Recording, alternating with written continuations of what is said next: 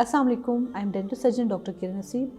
आज मैं आपके साथ एक टॉपिक के बारे में डिस्कस करूंगी जो है रीशेपिंग। कुछ पेशेंट होते हैं ऐसे जो कि अपने ब्रेसेस के बाद वो चाहते हैं कि उनके दांतों की थोड़ी सी रीशेपिंग कर लें। रीशेपिंग से मुराद ये है कि कुछ दांत उनको थोड़े से लंबे लग रहे होते हैं, कुछ दांत थोड़े से चिप ऑफ लग रहे होते हैं, कुछ थोड़े से इरेगुलर लग रहे होते हैं, या कुछ कस्प ऐसे होते हैं जो उनको शार्प लग रहे होते हैं।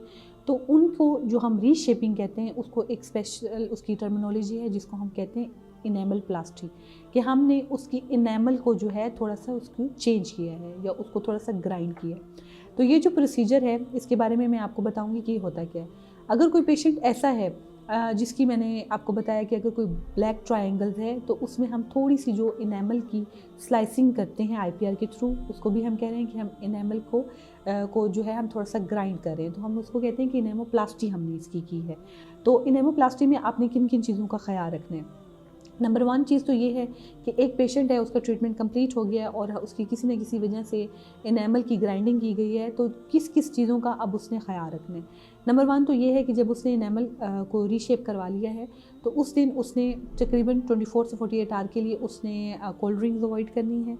नंबर 1 उसने फ्लोराइड टूथपेस्ट को यूज़ करना है ताकि उसकी इनेमल रीग्रो कर सके। नंबर 3 ये है कि उसने सेंसिटिव उसकी इनेमल हो सकती है तो उसने सेंसोडाइन इस्तेमाल करना है, या सेंसिटिविटी का कोई भी टूथपेस्ट उसने इस्तेमाल करना है तकरीबन 2 हफ्ते के लिए, और उसने अपने फ्लॉस की हैबिट को वैसे ही रखना है जैसे वो कर रहा था।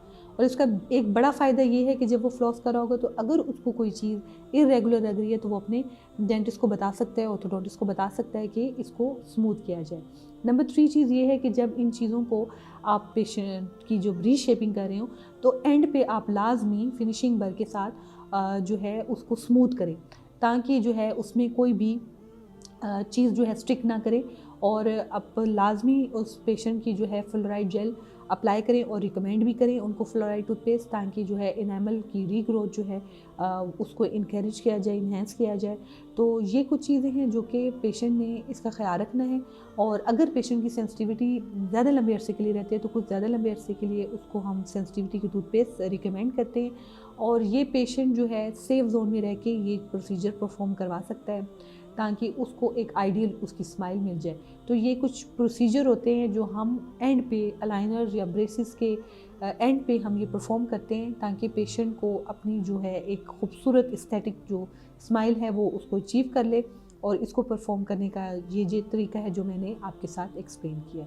तो इसीलिए ये आपको नॉलेज में बताया कि अगर कोई पेशेंट ऐसा है जिसने अपने दांत सीधे करा लिए हैं लेकिन कुछ इरेगुलर उसके जो है मार्जिन्स हैं, या कुछ वो गिर गया है, थोड़ा सा दांत टूट गया है, वो उसको थोड़ा सा स्ट्रेटन कराना चाहता है तो वो करवा सकता है। क्योंकि जो इनेमल है उसमें कोई नर्व नहीं होती, उसमें उसको अगर आप थोड़ा सा ग्राइंड कर देते हैं तो कोई वो पेन पेशेंट को नहीं होती, सेंसिटिविटी नहीं होती।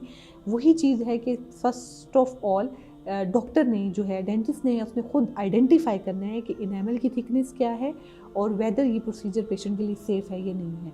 अगर तो थिकनेस उन्होंने रेडियोग्राफ के थ्रू मेजर कर लिया और ये प्रेफर किया है कि आप इसकी थोड़ी सी हम इसको शेव ऑफ कर सकते हैं, रीशेपिंग कर सकते हैं, इनेमोप्लास्टी कर सकते हैं, तो ये प्रोसीजर जो है 100% सेफ है। तो ये कुछ डॉक्टर ने इसमें केयर्स करनी है कि आपने उसको परफॉर्म करना है, फिर उसकी फिनिशिंग करनी है, कोई इरेगुलर मार्जिन ना हो, फिर बाद में पेशेंट ने इसकी केयर करनी है कि इसमें अगर आईपीआर की तरीके से की गई है तो उसमें फूड ना फंसने दें ताकि उसको कैविटीज़ ना लग जाएं।